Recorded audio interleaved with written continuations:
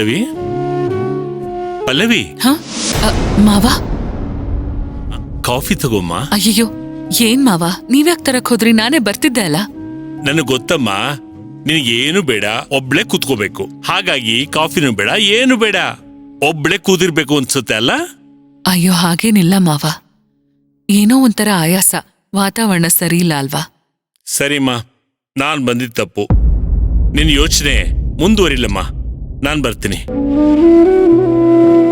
ಸರಿ, ಜಾಸ್ತಿ ಯೋಚನೆ ಮಾಡ್ಬೇಡ, ಊಟದ ಟೈಮ್ ಕರಿತೀನಿ, ಬಂದ್ಬಿಡಿವಂತೆ.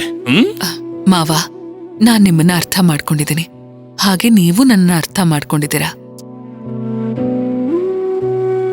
ನೀವೇನೋ ಕೇಳಕ್ ಬಂದಿದ್ದೀರಾ ಅನ್ಸುತ್ತೆ. ಏನದು?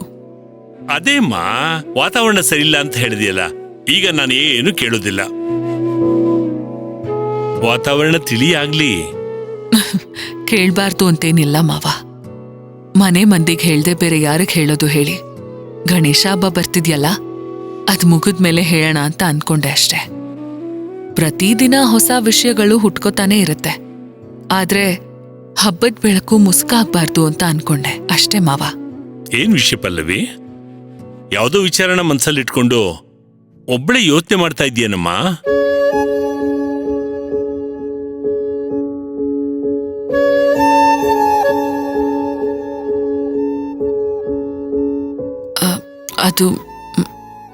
ಅದು ಮಾವ, ನಾವಿನ್ನು ಈ ರಾಯದುರ್ಗದಲ್ಲಿರೋದು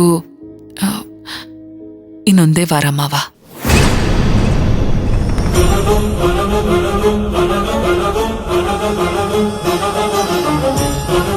ಅಂದ್ರೆ ಒಂದು ವಾರದ ನಂತರ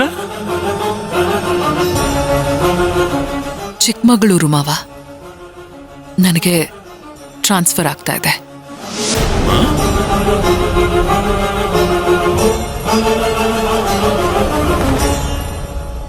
ಟ್ರಾನ್ಸ್ಫರ್ ಏನಮ್ಮ?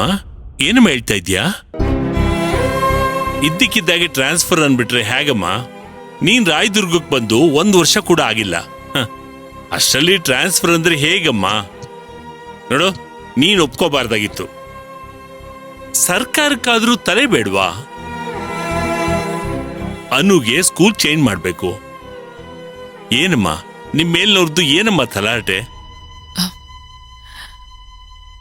ನನ್ ಮೇಲಿನ ಅಧಿಕಾರಿಗಳು ನನ್ನನ್ನೇನ್ ಟ್ರಾನ್ಸ್ಫರ್ ಮಾಡ್ತಿಲ್ಲ ಮಾವ. ಮತ್ತೆ ನಾನೇ ಟ್ರಾನ್ಸ್ಫರ್ ತಗೊಂಡಿದ್ದೀನಿ.